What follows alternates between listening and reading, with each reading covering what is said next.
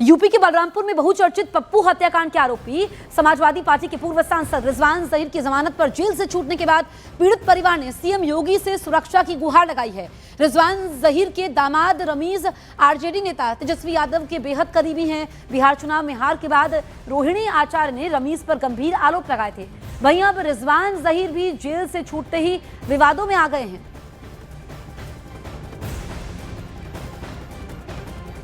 कि हम लोग को सुरक्षा दी जाए। हम लोग बहुत डरे हुए हैं। मेरा बेटा बाहर निकलता तो बहुत डर लगता है। आप लोगों से गुजारिश है कि योगी जी से कहिए कि हमें सुरक्षा दे।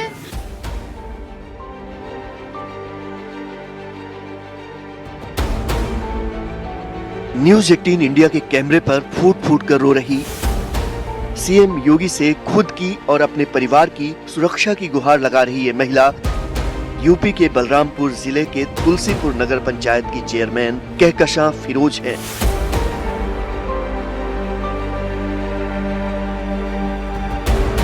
कहकशां फिरोज को डर है समाजवादी पार्टी के पूर्व सांसद रिजवान जहीर और उनके करीबियों से,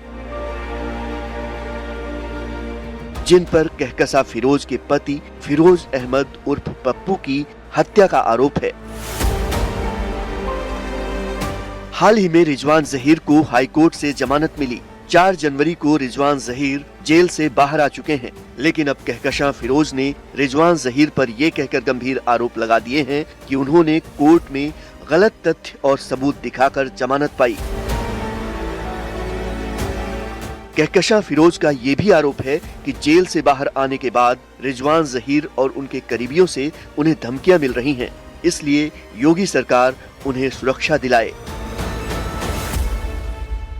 अब सुना है कि वो छूट गया है, तो हमारी योगी जी से रिक्वेस्ट है कि हम लोग को सुरक्षा दी जाए।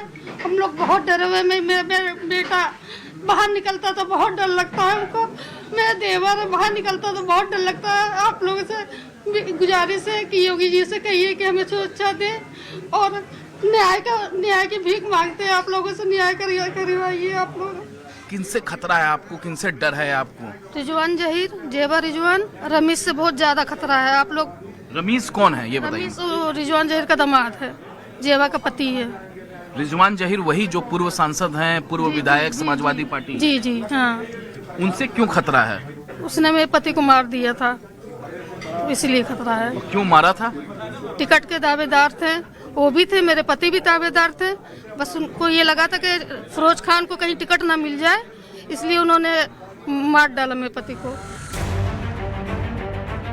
ये पूरा मामला कई साल पुराना है।